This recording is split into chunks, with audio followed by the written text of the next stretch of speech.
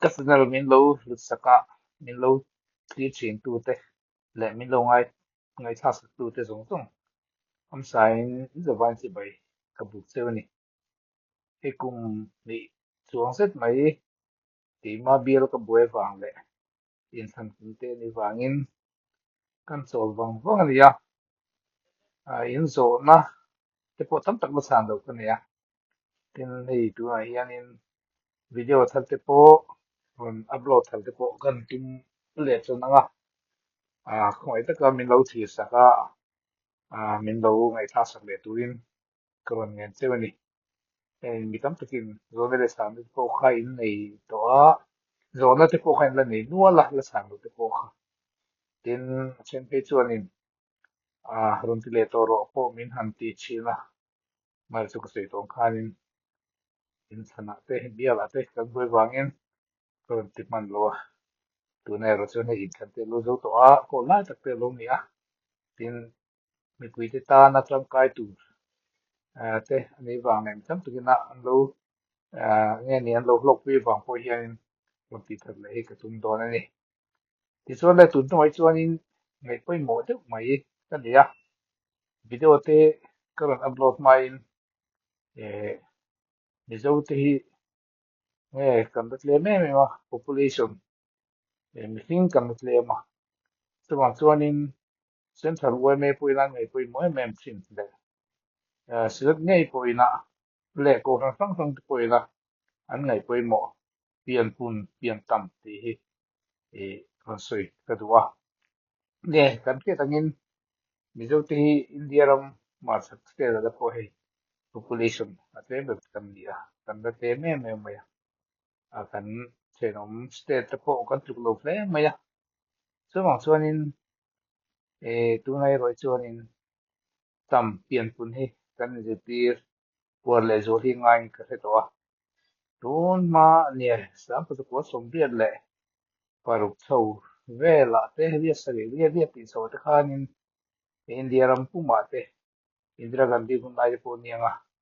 ka ti hun lai te khanin fa planning hi kan lo war em chi la Mizoram ma te po khanin a fa planning kha kan be na sa khop me target te kan han siama te khan ke ma ni ngai po ma ni bia la ngo pa tlang dung seo to tlang tu ma te koi buang tlang tu ma te mun tang tang a Mizoram pu na mun tang tang te ya mi siam te kan han kal chin kha ni ke ngai po target achievement at po khanin Mizoram ate po khanin ne ati chapo ti kan lo di chho ve a tu no ka ngai tu le ta ngai chuanin he hi ka ti a kan lo in zir ti na san lu ka pen planning kha lem phim chu ka chang kan ne mo kan lo ti a amai ra chu a lo ni lo zon na ko ate de sil dang dang ate po tam hi lo ngai ni ti hi a hi ta ram hum hal tu te tin e le ba zon na ko ate tin nia zil na ko ate po niang chu ram so tu hi chuanin population hi alungai em ni ti hi chianga Mizoram ate po small scale industry ti te le engmo thil han din don po ni la industry ante le thil dang dang te po han din don ni ta ila mi hing kan lo ni mi hing kan tlem ni in lo tu po hi kan mu zo lo labor tu po kan mu zo lo tu na hian in thil kan ti tak tak donin he in sak ri ta te po vai ho kan han chuaka Siemens Mystery tute a tutuin ta pen le bon tu po hianin mizo ti kan mizo lo vai kan cha chu le ngai chin kan biak in kan pathian biak in ngai sa tu te po hianin mun rang rang mi vai te nam dang te kan hun cha chu trin te mizo te hi population lo tam i la chu ke ma ni nge hian mystery na te thil dang dang sa ka sei tong khain industry te le thil dang dang te po hi han din don po ni la bi hring kan te ba hi ni ti ngai na ha lo ni tiang chuan hei thingpui te po kan ti a thil dang dang te po kan te chho ze lam grape te po hei Mizoram a thai me me cái sampai à thế na lan plau được pe cho nên khi sinh ra bị tâm tình để cho na thành bằng tuần đó na amai rồi chứ great tipo hi wenari tipo hi han beta tu cho nên men po lo ngai se la tu dia chon thing bui won po thing bui po ti don tai na labor ta ta ko lo ngai se kha kha kan ni zo lo ni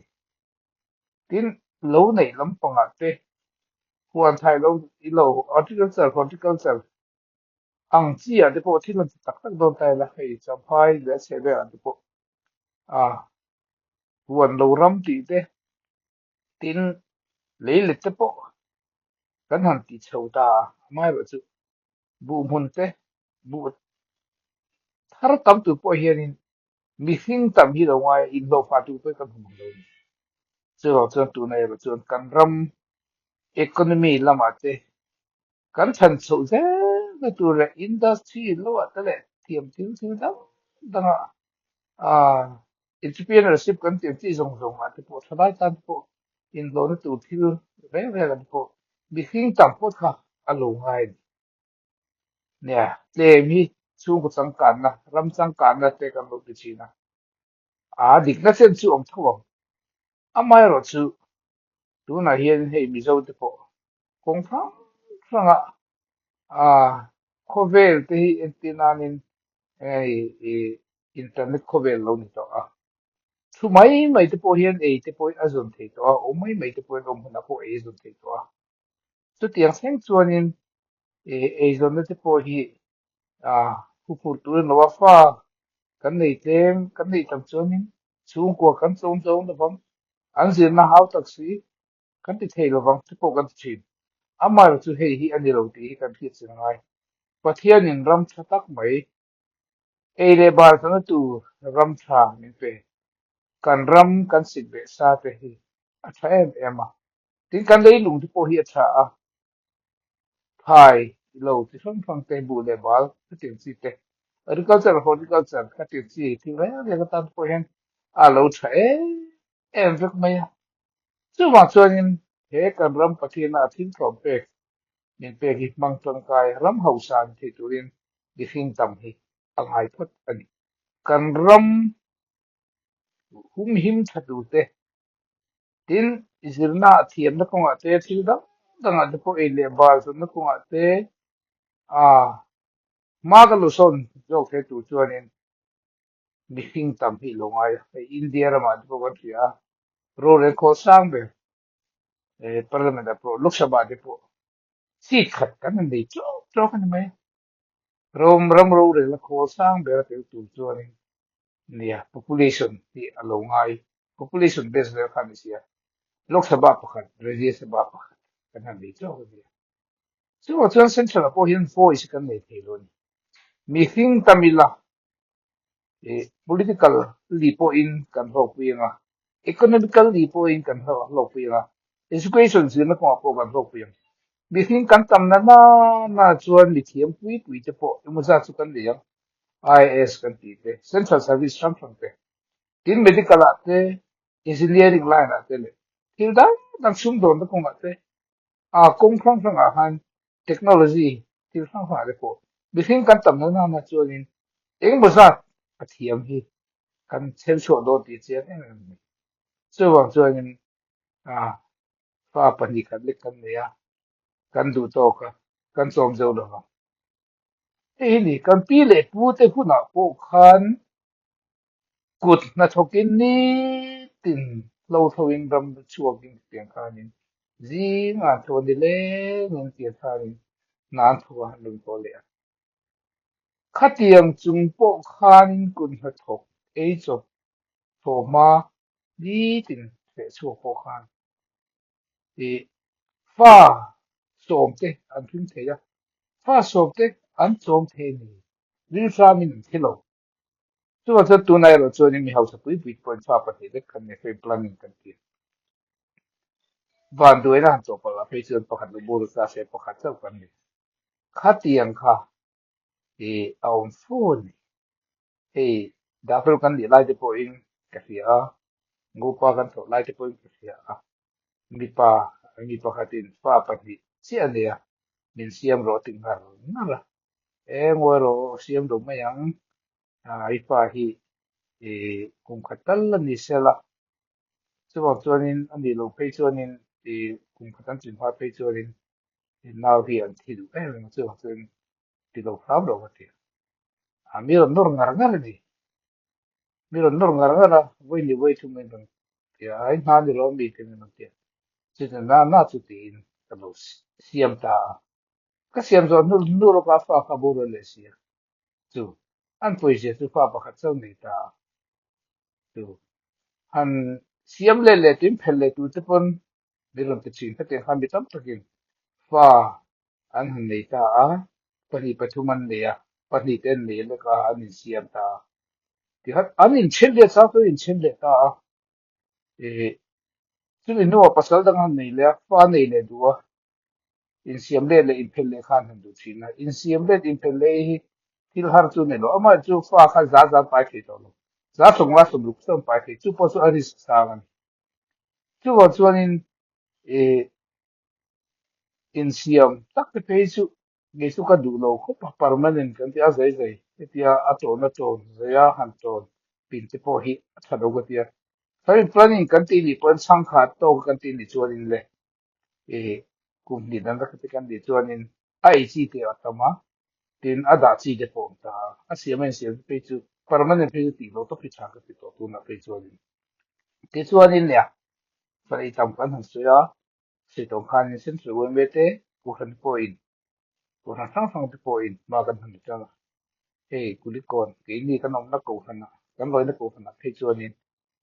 now pian reng re hi ku han hian in e chen sanga in long pui na kan pe jen ti chuan ko han dang te po hian in anti no to je fi a tha le ke fi a e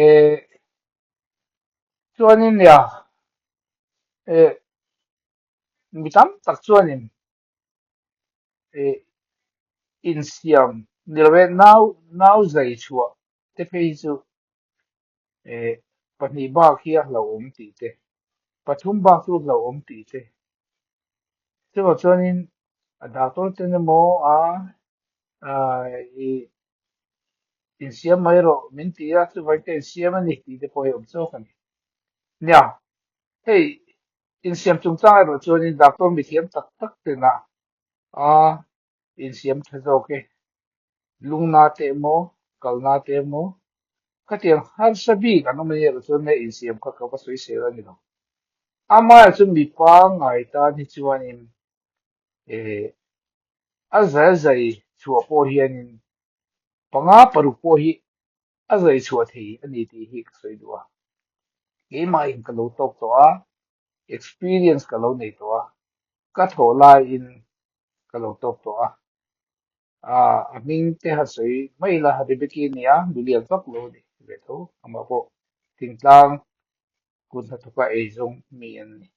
ti ra chuan na la no ma chu chu a fa hi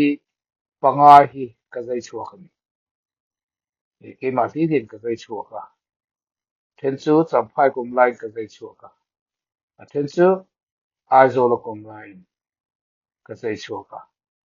so car hospital le private hospital ti chuan in pui nga ka zai chua ka ni à cùng ni dan te ri then chu cùng ni dan pon ro kum khat le ti le ka zon nang tho tho te ko khan ni ta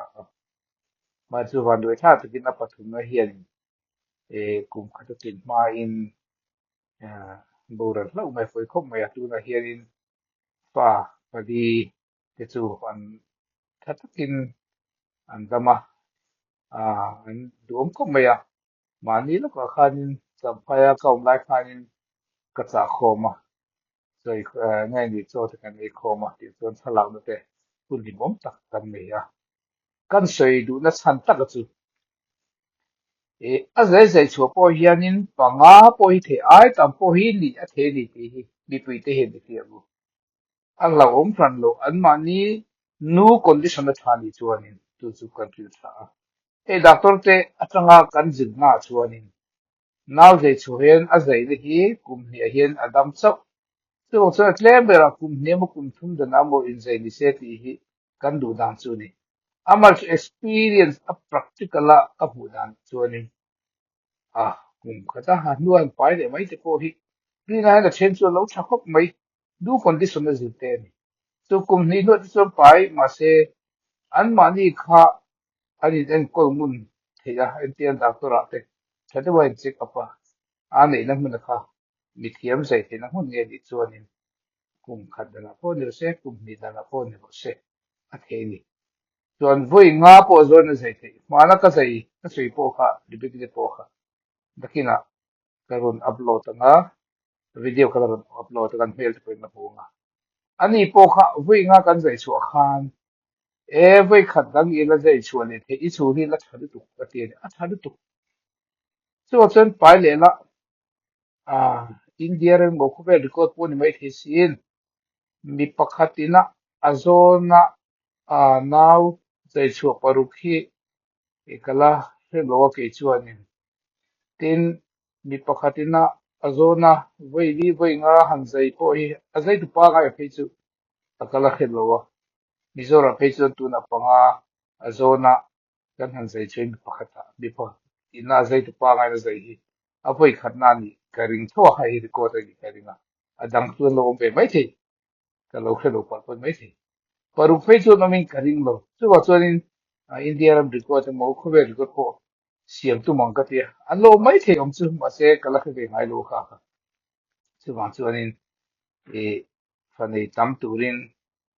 e in ziti hi thain ka ria chu chu nakina ko kala upload do na in lo en don tin le hey tu mai pe chon le kha te kan han je thiam te ro sa ram lo chang kang ta e kum som le te po reso than ni te po thei tho amal chu mi tam tak hianin zirna te mo enge mo puitin huna pasal ni te kan han tia dik de khatianga tum de na na central service mo mizo civil service mo thil dang tang mo kan tuma kan zil zo hianin zo ro se tia khatianga pasal ni te kan tumani chuanin a thatho tum nei ra la kan chu amal chu lekha kan han sil a engma kan ti bok chuan lo tin zin let bo kan sun jom chuan lo ba thil dang e zon na tam lu tuk pe sta pe chu tam lu tuk tu mai chu ni hei kan sia huna te po nge ni beauty parlor am pi ti te pe sun makeup media ti ti te la thil dang om mun e zon hi tam zin na khe hi lo kan graduate ni chu ni tin ta chu to pia amal se tum ran kan ni chon MA PhD doctorate degree engineer doctor mo central service te kan tum ler chon tu ham ni se khat yang lem lo za som riat ta pe ka chuan ni nei le kha zero ta pe chuan ni kum so priat kan ni to hi chuan in pasal hi nei mai tu tu hum tha ni kum so priat ta changa a som thum in ka rin so pasal nei ta yo sai ka sia kan chi a thathun lai te ni a e kum som thum pangan hu pasal han nei phei chu chi te lo thato lo pi son tu hi tam tu ni so wa chuan in khat yang hun tha kha chang ila kum khat dan amo kum ni dan po nei ta na pa pali panga chu te de la hian nei ta ya chung ko te pe za o ma ni dik tak chuan in ke kan u nau hi pa ni chau kan ni a u nau pian pui a mi pa kan han nei lo te e fan nu pa che kan ya a kwar tha kan ni che ni chat ne hen a kwar tha u nau tam u nau panga paru po sei pariat phakwa tian so de chu chung ko hi an za om nian dam that pe chuan in chung ko za om an lo ne hei thang ram kan ni thang ram a pe chuan in chung ko hum te hi lo poi mo em ni chu chu chung ko za om na te ata po hen poi mo chu thil dang tam tak kan ram kan economy choice su na zel pe kan ram kan chen om state laka invent na te poi mo lutuk ani so so kan border area ko tham ram te amun tam tak aram ol kan na lutuk kung te ku zuk lo ila in le lo zuk ne la sikul tak te zuk di ne la